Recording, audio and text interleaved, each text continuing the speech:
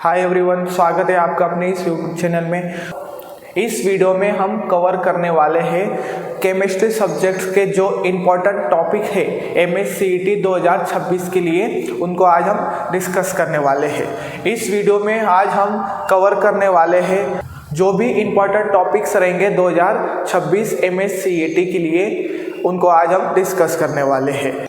जो मैं important topic बताने वाला हूँ, आपको इनको करके जाना है। इसी वीडियो में हम केमिकल काइनेटिक्स के जो इम्पोर्टेंट टॉपिक्स होंगे, जो बहुत बार रिपीट हो चुके हैं, तो उनको मैं भी आज बताने वाला हूँ। अभी हम डिस्कस करने वाले हैं इम्पोर्टेंट टॉपिक्स केमिकल काइनेटिक्स के लिए। ठीक है, चलो अभी केमिकल काइनेटिक्स के इंपॉर्टेंट टॉपिक्स क्या है उसको देख लेते हैं।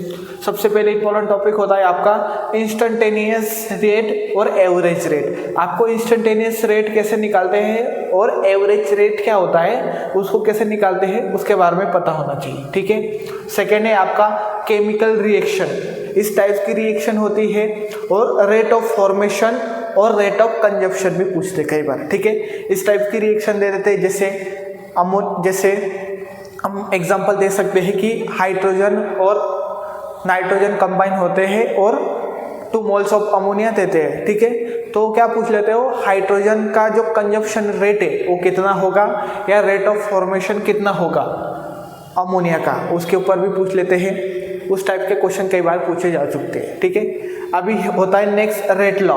इस टाइप का एक इक्वेशन होती है। इसमें क्या होता है, रेट किसके ऊपर डिपेंड होता है, के क्या होता है यहाँ पे, रेट कांस्टेंट होता है, और यहाँ पे क्या होता है, कॉन्सेंट्रेशन ऑफ रिएक्टेंट होता है। क्या होता है, कॉन्सेंट्रेशन ऑफ रिएक्टेंट, और यहाँ पे होता है ऑर्डर होती है, उनकी पावर क्या होती है, ऑर्डर होती है। ठीक है, तो कई बार क्वेश्चन यहाँ से भी आ चुका है। जनरली यहाँ क्वेश्चन कैसा बनता है कि सपोज करो आपको रेट दे देंगे इस प्रकार से, और के फिर ए या बी।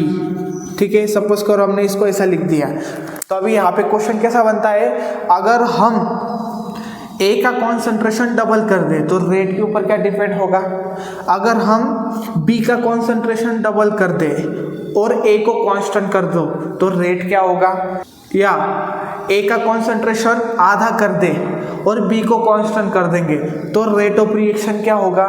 या तो ऐसा ही पूछ लेते कि ओवरऑल ऑर्डर क्या है इस रेट के लिए, साथ ही ए का कॉन्सेंट्रेशन दे देंगे, बी का कॉन्सेंट्रेशन दे देंगे, के को पूछ लेंगे और रेट को भी पूछ सकते हैं। तो इस टाइप्स के जनरली क्वेश्चन आते हैं यहाँ से। ठीक है, आपको ध्यान में रखना है यहाँ से।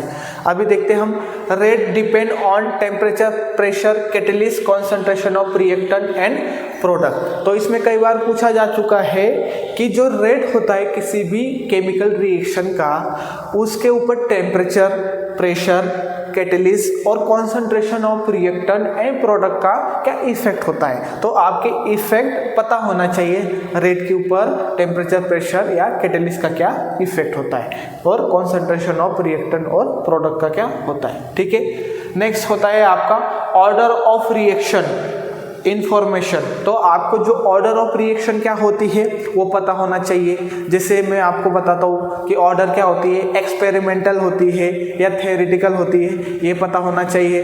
फिर जो ऑर्डर है वो फ्रैक्शन हो सकती है, जीरो हो सकती है या नेगेटिव हो सकती है, या ऑर्डर को हम डायरेक्ट निकाल सकते हैं, या इस टाइप का क्वेश्चन वो जनरली पूछता है। तो ऑर्डर के बारे में आपको हर इन्फॉर्मेशन पता होना चाहिए कि ऑर्डर का यूज़ हम कहाँ करते हैं और ऑर्डर क्या दिखाती है।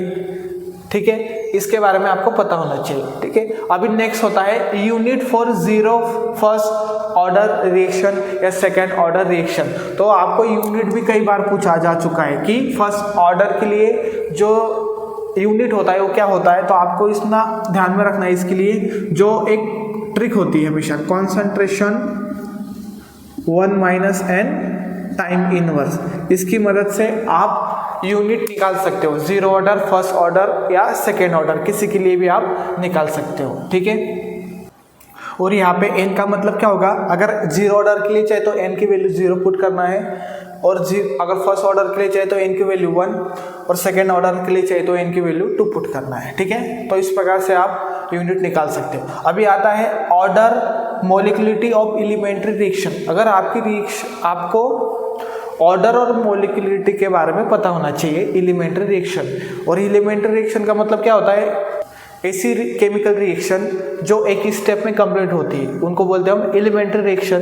तो उसकी जो ऑर्डर क्या होगी और मोलिकुलरिटी क्या होगी किसी भी एलिमेंट्री रिएक्शन का, वो निकालते आना चाहिए, ठीक है। इसके ऊपर भी क्वेश्चन बनता है। फिर स्टेटमेंट अबाउट रेट कांस्टेंट, ये जो रेट कांस्टेंट होता है इसका स्टेटमेंट भी पूछ लेता है कि ये किसके ऊपर डिपेंड करता है, कॉन्सेंट्रेशन के ऊपर डिपेंड करता है या टेम्परेचर के ऊपर डिपेंड करता है या कैटेलिस्ट के ऊपर डिपेंड करता है। इस टाइप की इंफॉर्मेशन आपको पता होनी चाहिए, ठीक है।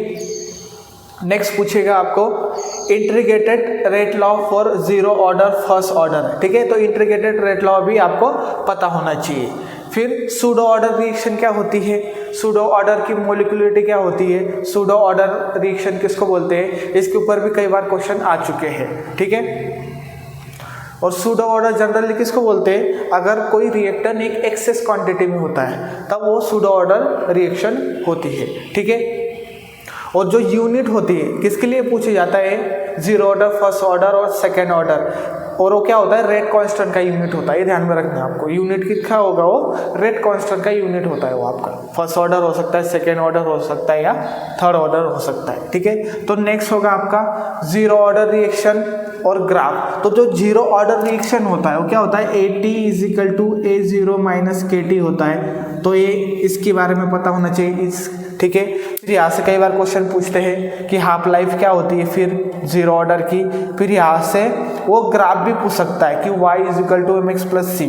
तो आपको ग्राफ भी पता होना चाहिए किसके बीच में होता है। फिर रिलेशन पता होना चाहिए, स्लोप क्या होता है, इंटरसेप्ट क्या होता है जीरो ऑर्डर रिएक्शन के लिए, ठीक है। उसी प्रकार आपको फर्स्ट ऑर्डर के बारे में पता होना चाहिए कि फर्स्ट ऑर्डर के लिए जो रेट है कैसे लिखा जाता है, रेट = -dA/dt, इस टाइप का, ठीक है। तो रेट के ऊपर कॉन्सेंट्रेशन का क्या इफेक्ट होता है ये पता होना चाहिए। कई बार ऐसा ही पूछ लिया है उन्होंने, इंटीग्रेटेड रेट लॉ पूछ लेते हैं फर्स्ट ऑर्डर के लिए। फिर इंपॉर्टेंट हो जाता है आपके ग्राफ से सबसे ज़्यादा क्वेश्चन पूछे जाते हैं फर्स्ट ऑर्डर रिएक्शन के लिए। सबसे ज़्यादा ग्राफ इंपॉर्टेंट होते हैं, ठीक है। तो आपको इसके लिए ये ध्यान में रखना है, क्या होता है वो, KT = 2.303 log of A0/A। आपको इसको ध्यान में रखना है, ठीक है, ठीक है। तो आपको ये पता होना चाहिए। तो ये हो गया जीरो ऑर्डर के लिए और ये हो गया फर्स्ट लॉ के लिए, ठीक है, फर्स्ट ऑर्डर रिएक्शन के लिए। और यहाँ से कई बार ग्राफ्स बनते हैं तो ग्राफ्स को भी ध्यान में रखना है, ठीक है। अभी चलते हैं नेक्स्ट क्वेश्चन की ओर या नेक्स्ट टॉपिक की ओर, half life for zero order और फर्स्ट ऑर्डर। तो आपको हाफ लाइफ जीरो ऑर्डर के लिए क्या होती है और फर्स्ट ऑर्डर रिएक्शन के लिए हाफ लाइफ की इक्वेशन क्या होती है वो पता होना चाहिए, ठीक है। तो नेक्स्ट टॉपिक है आपका कॉम्प्लेक्स रिएक्शन रेट लॉ। तो आपको क्या होता है, कॉम्प्लेक्स रिएक्शन के बारे में पता होना चाहिए। कॉम्प्लेक्स रिएक्शन क्या होती है? ऐसी रिएक्शन जो एक से ज़्यादा एलिमेंट्री स्टेप में कंप्लीट होती है उनको क्या बोलते हैं हम? Complex reaction. और कॉम्प्लेक्स रिएक्शन के लिए रेट लॉ पूछ सकते हैं, ठीक है। तो कॉम्प्लेक्स रिएक्शन के लिए रेट कैसे निकालते हैं? जो सबसे स्लो स्टेप होगी उसकी मदद से हम रेट निकालते हैं किसी भी कॉम्प्लेक्स रिएक्शन का। क्या पता होना चाहिए आपको? जो भी स्टेप स्लो होगी वो क्या होती है, उसकी रेट निकाल सकते हैं उस स्टेप से, ठीक है। ये आपको ध्यान में रखना है। कैसे बता सकते हैं इसको? जैसे A, B और C में जा रहा है और C + D में D बन रहा है, CD बन रहा है। अगर ये स्लो स्टेप है तो रेट किसके ऊपर डिपेंड करेगा?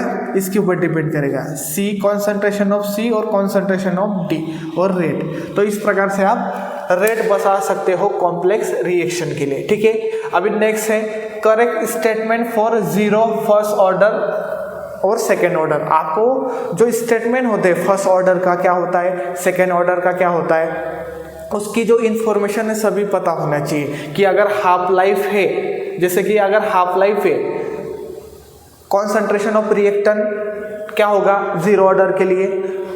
फिर फर्स्ट ऑर्डर है उसमें जो हाफ लाइफ है रिएक्टेंट ऑफ कॉन्सेंट्रेशन के ऊपर डिपेंड करता है या नहीं करता है। इस टाइप की जो भी इंफॉर्मेशन है आपको सभी पता होना चाहिए, जीरो ऑर्डर के लिए और फर्स्ट ऑर्डर के लिए, ठीक है। फिर आता है स्टेटमेंट अबाउट कोलिजन थ्योरी। तो सबसे पहले आपको जो भी स्टेटमेंट होते हैं कोलिजन थ्योरी के वो पता होना चाहिए। जनरली कोलिजन थ्योरी किसके लिए यूज़ करते हैं ये भी पूछ सकता है, यूनिमोलिक्यूल्स या बायोमोलिक्यूल्स। तो जो कोलिजन थ्योरी होती है हमेशा बायोमोलिक्यूल्स के लिए यूज़ किया जाता है, ये भी पता होना चाहिए, ठीक है। इसमें 3 स्टेप्स होती है। पहली स्टेप में क्या होता है, पहले मॉलिक्यूल्स पास में आते हैं, ठीक है। पहले क्या होता है, हर मॉलिक्यूल्स के पास काइनेटिक एनर्जी होती है। तो काइनेटिक एनर्जी होती है तो 2 मॉलिक्यूल्स पास में आते हैं, और जब पास में आएंगे तो वो दोनों क्या होंगे, कोलिजन होगा। क्या होगा, उनके बीच में कोलिजन होगा। और कोलिजन कब होगा, जब उनकी जो काइनेटिक एनर्जी होगी कोलिजन की वो क्या होनी चाहिए, ग्रेटर होनी चाहिए। किससे, एक्टिवेशन एनर्जी से, ठीक है। अगर उनकी एनर्जी एक्टिवेशन एनर्जी से ज़्यादा है तभी वो दोनों कोलिजन कर पाएंगे, ठीक है। और थर्ड क्या पता होना चाहिए, उनकी प्रॉपर ओरिएंटेशन होना चाहिए। अगर ये 3 स्टेप्स होती है, पहली दोनों पास में आना चाहिए, फिर कोलिजन होना चाहिए और प्रॉपर ओरिएंटेशन होना चाहिए। अगर ये तीनों स्टेप्स को सेटिस्फाई करता है तो मॉलिक्यूल्स रिएक्टेंट से प्रोडक्ट में कन्वर्ट होता है। यही स्टेटमेंट होते हैं कोलिजन थ्योरी के, ठीक है। तो आपको स्टेटमेंट कोलिजन थ्योरी के पता होना चाहिए। Next, statement upon Arrhenius theory, ठीक है। तो आपको स्टेटमेंट अरेनियस थ्योरी के पता होना चाहिए। तो अरेनियस किसके बारे में बताता है, रेट जो टेम्परेचर के ऊपर डिपेंड करता है उसके ऊपर इंफॉर्मेशन बताता है। ये कौन बताता है आपको, अरेनियस बताता है कि अगर टेम्परेचर को 10 डिग्री बढ़ाओगे तो जो रेट होता है वो क्या होता है, दुगना हो जाता है। ये ध्यान में रखना है। और ये कौन बताता है, कोलिजन अरेनियस थ्योरी बताता है, ठीक है। तो आपको अरेनियस के ग्राफ भी पता होना चाहिए। तो आपको एक ये होता है ना, log of K2 upon K1 is equal to EA T2 minus T1 T2 multiply T1। तो ये इसके बारे में भी आपको पता होना चाहिए। 2.303 R इसके बारे में पता होना चाहिए, ठीक है। और एक क्या होता है, अरेनियस इक्वेशन क्या होती है generally, KA minus EA upon IT, ठीक है। ये क्या होता है, अरेनियस इक्वेशन, ठीक है। यहाँ माइनस लगाना, K is equal to A minus E raise to EA upon RT। यहाँ पे क्या होता है, ये एक्टिवेशन एनर्जी होती है, ठीक है।